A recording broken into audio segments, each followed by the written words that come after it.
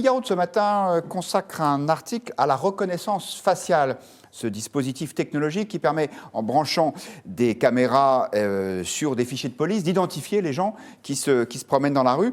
Ça a déjà été testé dans un certain nombre d'endroits en France, notamment par la ville de Nice lors du dernier carnaval de la ville, les 19 et 20 février dernier. L'avantage de la reconnaissance faciale, c'est que ça permet de retrouver des enfants perdus ou d'arrêter des personnes dangereuses et recherchées. Ça permet aussi de ficher les gens. Par exemple, en Chine, quand vous traversez la rue à un endroit qui n'est pas autorisé, vous êtes aussitôt identifié. On peut projeter votre visage sur des espèces de tableaux d'infamie pour que vos concitoyens savent que vous avez enfreint la loi. On peut aussi vous envoyer directement des amendes, voire dégrader votre note sociale et du coup vous empêcher de pouvoir, par exemple, mettre vos enfants dans certaines écoles ou d'avoir accès à un crédit.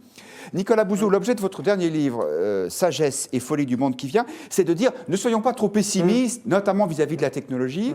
Est-ce que vous avez ce parti pris d'optimisme, y compris avec des technologies comme la reconnaissance faciale? Tout dépend comment on les utilise et tout dépend comment l'État de droit garantit nos libertés.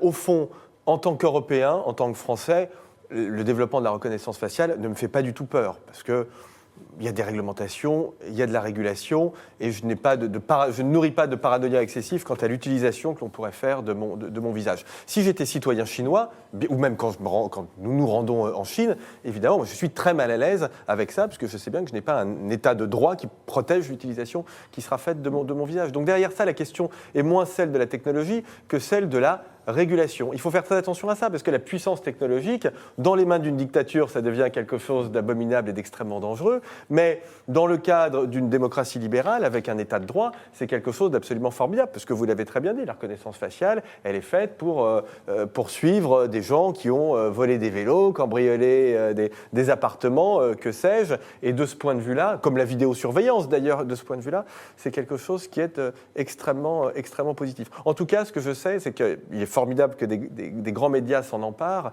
et il faut que le débat intellectuel, que le débat politique s'empare de ces sujets, de ce qu'on appelle plus globalement les technologies de la troisième révolution industrielle. Barbara Lefebvre, ça vous inquiète ? Ce qui m'inquiète, effectivement, d'abord, c'est l'usage qui seront faites de ces données. Notamment, par exemple, en Australie, il y avait eu des tentatives d'usage de l'intelligence artificielle et de la reconnaissance faciale, puisque c'est extrêmement lié, notamment dans le cadre scolaire. Et puis, finalement, ils en sont revenus parce que les parents d'élèves eux-mêmes y étaient opposés, les enseignants aussi. Moi, je pense que la civilisation des machines n'a pas d'identité culturelle, n'a pas d'identité nationale, que justement, ce sont des phénomènes qu'il ne faut pas regarder justement avec un regard ou français ou chinois. Il faut vraiment avoir conscience que c'est quelque chose de planétaire et que cette civilisation-là, elle met en danger l'humanité tout entière. Et de ce point de vue, je pense qu'il faut être extrêmement vigilant à un encadrement très strict de ce système. Mais je ne suis pas naïve et je sais très bien que la civilisation des machines, telle qu'elle a commencé déjà sa course folle à la fin du 19e siècle pour montrer l'ampleur du délire dans lequel elle est en train de nous plonger et de métamorphoser profondément les êtres humains, peut nous conduire au désastre et je pense même, en ce qui me concerne, à la destruction de l'humanité. Mais si c'est ce que souhaite, après tout, la planète, et en particulier de continuer à faire la politique de l'autruche en pensant que les Chinois le font, mais c'est pas bien parce qu'ils le font mal. Mais nous, heureusement, on est dans notre petite bulle des démocrates. Je pense qu'on se leurre largement. Ah non, je suis encore plus en désaccord avec vous que vous ne l'exprimez. C'est-à-dire que, je pense que pour nous, c'est absolument formidable. On a un accès à la culture comme on n'a jamais eu. On a un accès à la musique comme on n'a jamais eu. On a un accès à la mobilité comme on n'a jamais eu. On a un accès à la santé. Moi, je travaille beaucoup sur les questions de santé. Ces technologies-là apportent des réponses à des gens qui n'avaient pas de solution thérapeutique il y a encore 2 ou 3 ans. Oui, donc je pense que l'intelligence artificielle. Oui, ça c'est l'argument en particulier, ça mérite d'être étudié sur la santé. Ouais. C'est toujours d'ailleurs l'argument massu, c'est de nous parler des progrès dans la médecine. L'espérance de vie a gagné 60 ans en un siècle. Oui, mais croyez bien, il y a aussi de nouvelles maladies qui se sont développées et qui, elles, ne connaissent toujours pas de solution. Et notamment la résistance aux antibiotiques nous prépare de joyeuses heures. Et là-dessus, je crois que c'est là-dessus la civilisation des machines est en grande partie responsable. L'espérance de vie était... Oui, mais quand on sera éradiqué par une bactérie multirésistante, vous savez, vous avez l'air en vie. pleine forme et sur ce mais plateau... plus pour très longtemps, figurez-vous. Si, mais non, je vous le garantis, vous n'allez pas mourir de ça. La biorésistance aux antibiotiques, vous verrez. Non, mais vous allez mourir très tard et pas de ça. Et en tout cas, je peux vous dire que si on avait eu ce débat il y a un siècle, de toute façon, il n'y aurait personne ici, parce que l'espérance de vie, elle était de 29 ans. Je ne veux pas faire de délit faciès, mais je ne suis pas sûr qu'il y ait des personnes... Oui, à part vous, pardon. À part vous, il n'y a personne de moins de 29 ans sur ce plateau. Ah, mais Benedetti. Moi, je pense qu'il faut retrouver une vision critique de la technique. Je suis assez d'accord avec ce que vous dites. C'est que finalement, il y a quelque chose qui manque beaucoup aujourd'hui pour comprendre et vraisemblablement apprivoiser et réguler la technique. C'est cette vision critique de la technique. C'est que l'irénisme, qui consiste à dire que la technique, c'est formidable, à mon avis, c'est un discours qui ne se suffit pas en soi. Et ce qui ne se suffit pas en soi, c'est de croire que parce que nous sommes dans des démocraties, que le système technicien n'est pas destructeur. Moi, j'invite tout le monde à relire un auteur qu'on ne l'est plus du tout aujourd'hui, mais qui était absolument prophétique et qui a dit des choses extrêmement pertinentes et intelligentes sur la question du système technicien, c'est Jacques Ellul. Jacques Ellul disait une chose très juste, il disait le système technicien devient autonome. Il finit à un moment donné par réchapper aux hommes, et c'est bien là qu'est le problème. Et il disait autre chose, il disait vous pouvez inventer tous les comités d'éthique de la Terre, ce qui est prévu, ce qui doit se faire, se fera, et que les comités d'éthique sont bien plus des jardins d'acclimatation d'un certain nombre, disons, de conséquences non maîtrisées du progrès technologique que de véritables modes de régulation. Donc, je suis d'accord avec vous. Bien évidemment, la technique, c'est Janus. Il y a des apports incontestables. Ça nous donne plus de mobilité, ça nous permet de mieux nous soigner, ça nous permet de mieux nous cultiver. Tout ça est formidable. Mais derrière, quand même, il faut toujours avoir en tête que la technique, c'est quelque chose qui évolue de manière autonome et qu'il faut une régulation très forte et une volonté politique très forte pour maîtriser la technique. Et on voit bien que quand même la question des libertés publiques se pose. Parce que la question de la reconnaissance faciale, je veux dire, va finir par poser des problèmes dans nos sociétés, y compris dans nos sociétés démocratiques qui sont largement régulées par l'état de droit. Enfin, en tout cas, qu'ils pensent l'être. Les points de vue d'internautes, avant de continuer ce débat passionnant, nous avons posé la question sur Twitter, avez-vous peur de la reconnaissance faciale ? Ben, pas trop, 59% des votants n'en a pas peur. On vous rappelle que ce n'est pas un sondage, hein, vous donnez votre avis en direct pendant l'émission, vous livrez vos témoignages aussi. Philo nous dit, pas peur du tout, point d'exclamation, je n'ai rien à me reprocher. Et Babino nous dit, c'est comme l'article 3 de la loi anti-casseurs, vous savez, celle qui a été censurée par le Conseil constitutionnel. Le problème n'est pas l'outil, mais l'homme qui va s'en servir. Emmanuel Barbara, votre point de vue ? Oui, enfin, c'est une question délicate parce qu'en gros, c'est liberté ou sécurité. Alors, on ne peut pas opter, même si autour de la table, j'imagine que personne n'a à se reprocher grand-chose, enfin, il faut le souhaiter, encore que si on regarde bien. On ne sait jamais. On ne sait jamais, on a tous un truc qui ne va pas. Donc, heureusement. Voilà, mais ce point, on ne peut pas opter collectivement comme un seul homme pour la sécurité. C'est-à-dire que les aspects que vous soulignez, qui correspondent à la face lumineuse de cette technologie, enfin lumineuse au sens de une progression positive, etc. Avec ces technologies. Voilà, le problème c'est qu'on a un exemple in concreto, actuel, parfaitement, et puis rien qu'au début, hein, puisqu'ils absorbent tout seuls, je crois, 45% des moyens de reconnaissance faciale pour le monde entier, et qu'ils en sont au début, ils pensent non pas, mais ils veulent investir davantage encore. Pour l'instant, ça il y a 200 millions de caméras. C'est absolument magnifique, et 2 milliards d'images qui sont deep learnées matin, midi et soir. Et ce faisant, ils ont déjà mis, paraît-il, dans certaines zones de Chine de l'Ouest, les populations ouïghours, dont on mesure la fréquentation des comment dirais-je, des... Les Ouïghours, c'est oui, voilà, c'est ça. Donc, qui se rendent, voilà. Donc, chinoise.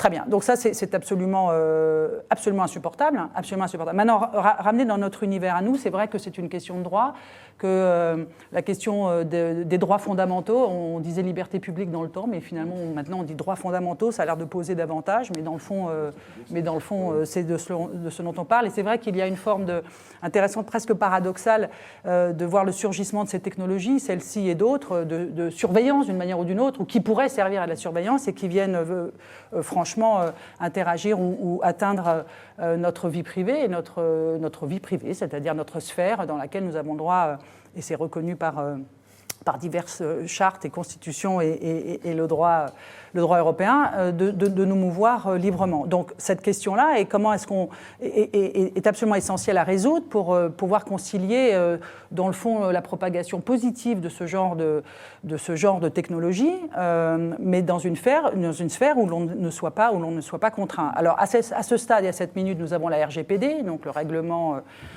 général de la protection des données, qui permet, s'agissant des données biométriques, de pouvoir exercer un droit d'opposition, c'est-à-dire de dire je ne veux pas qu'on utilise mes données. Alors j'ai l'impression, enfin c'est intéressant comme mesure, mais je ne sais pas à l'aune d'une application, j'allais dire, dans la sphère publique, à l'extérieur, dans la rue, dans les aéroports, etc., comment exercer vraiment ce droit. Je vois bien dans l'entreprise, mais dans cette forme-là, c'est un peu plus difficile à voir. Mais clairement, on aura probablement droit à un plus grand recours à ce genre de technologie. Et deux, la réglementation sera exigée, y compris les Microsoft et Amazon demandent aux États de bien vouloir prévoir des réglementations qui permettent de maintenir transparence, impartialité, etc. Parce qu'en plus, il y a des biais.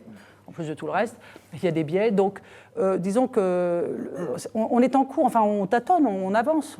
Donc on verra bien. Mais... Oui.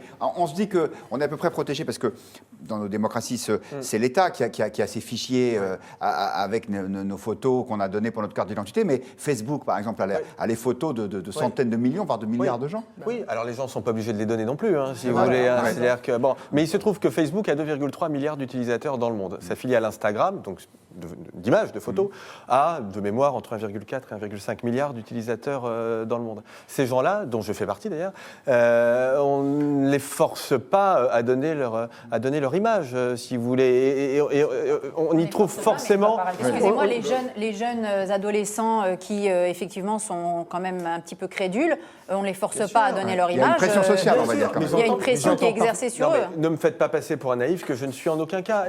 Ce que je veux dire, c'est que moi, je suis très sensible à ce que vous dites. D'ailleurs, la critique vient d'Heidegger, au fond, la vraie critique philosophique sur le monde de la technique. Parce que, et non, je vous dis ça parce que dans le livre qu'on a sorti avec Luc Ferry, on fait un sort à Ellul, notamment sur les questions de fin du travail et de revenu universel, qui nous semble quelque chose d'absolument dramatique, des idées absolument dramatiques pour notre société. Mais la question de la dépossession par la technique, évidemment, j'y suis extrêmement sensible. Mais ce n'est pas en refusant la technique qu'on aura la moindre influence. Et d'ailleurs, je vais vous provoquer un peu, mais vous évoquez le RGPD, dont je sais bien, tout le monde en Europe s'enorgueillit. Je veux dire, ceux qui sont les principaux bénéficiaires du RGPD, ce n'est pas les consommateurs européens, ce sont les industriels chinois. Parce qu'eux, ils n'ont pas le RGPD. Et avec ce type de réglementation, nous délocalisons notre industrie numérique, robotique, intelligence artificielle aux Chinois et aux Américains. Et on devrait quand même réfléchir à ça, notamment les gens qui sont proches des idées souverainistes. Au fond, s'il y a un grand remplacement aujourd'hui, pour employer une expression qui fait scandale, mais ce grand remplacement, il est avant tout technologique et économique. C'est le fait que dans ces technologies-là, l'Europe est en situation de sous-traitance. Et ça m'inquiète beaucoup. Je pense qu'on a répondu du coup à Philo qui nous disait que penser du règlement européen de 2016 sur la protection des données. Eh bien voilà, on vient d'en parler. Et Christian, la génération Facebook trouvera ça normal. Juste un point. Ce qu'il faut bien comprendre, c'est qu'il faut bien distinguer la technique de la connaissance. Et le problème, c'est que quand vous regardez l'histoire des innovations et quand vous regardez l'histoire de la science, notamment, c'est que la technique, très souvent, va beaucoup plus vite que la science. C'est-à-dire qu'on produit des applications, on produit des innovations sans véritablement comprendre quelles sont finalement les conséquences que pourront avoir ces innovations sur les comportements, sur la santé, sur tout un ensemble de domaines avec lesquels nous devons compter. Donc c'est toute la difficulté à laquelle sont confrontés d'ailleurs aujourd'hui les politiques. Et l'un des sujets auxquels aussi sont confrontés les politiques, c'est que les questions technologiques, les questions d'innovation, les questions même scientifiques, qui n'étaient pas des questions politiques, ou en tout cas qui étaient des questions qui n'étaient pas traitées dans l'espace public, vont le devenir de plus en plus. Et je crois véritablement que ce phénomène de démocratisation des enjeux technologiques, des enjeux politiques de la technologie, va de plus en plus poser sur le débat public. On le voit d'ailleurs avec des questions sur les OGM, et c'est quelque chose d'assez positif objectif de ce point de vue-là. Je terminerai sur Heidegger et sur Jacques Ellul. Je suis désolé parce que je suis un fervent défenseur d'Ellul. Bien évidemment, quel est l'auteur qui n'a pas commis d'erreur? Je pense qu'Ellul a quand même commis moins d'erreurs dans ses engagements politiques que Martin Heidegger. Ah oui, bah alors, Vous êtes d'accord? Vous serez d'accord avec moi? Voilà. Oui, d'un point de vue, le débat de haute volée. Merci. On va passer à un autre sujet, mais qui là encore pose des problèmes éthiques. Christophe Castaner, le ministre de l'Intérieur, avait réuni ses homologues du G7.